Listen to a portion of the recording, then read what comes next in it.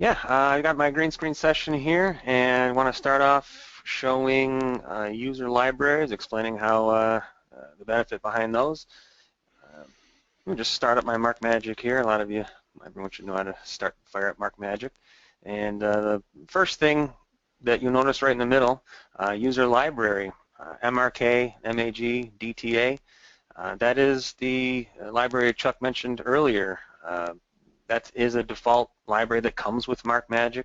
It can be used as a user library where you create formats and graphics and all that good stuff. A lot of people already, create all their formats there and even have it in production using MarkMag data as a user library.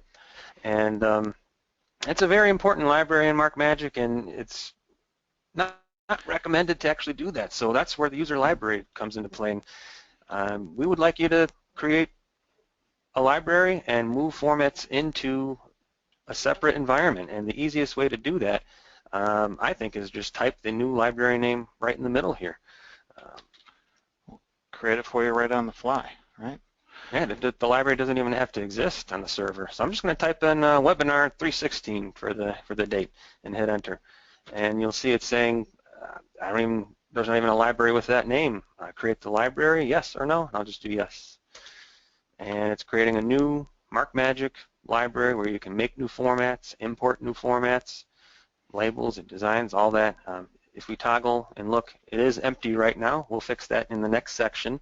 But it is a new user library ready for you to work in. So I don't know if, Chuck, you want to talk about the production and development Yeah, so benefits one of of user library list? yeah, I would love to. So the big deal with, for me anyway, user libraries, I don't know if anyone, hopefully a lot of you folks are Seinfeld episodes, or Seinfeld fans.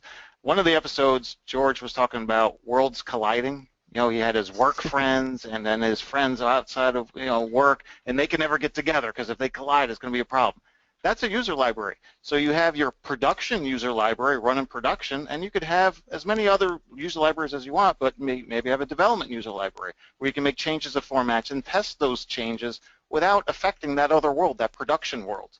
And maybe some of you folks have multiple companies that you're representing or that you're producing forms for. You can have a user library for each of the companies. There's no limit to this.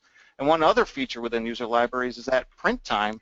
MarkMagic, you can tell MarkMagic to actually search the user's library list at print time, and whichever user library is high up on the list, it's going to find it, and it finds the format that it needs. It's going to pull it from there. So again, you can switch. You put your development user lib on top of production, and test out any new changes that you have, and then you'll be able to export and import those changes into development once you're done.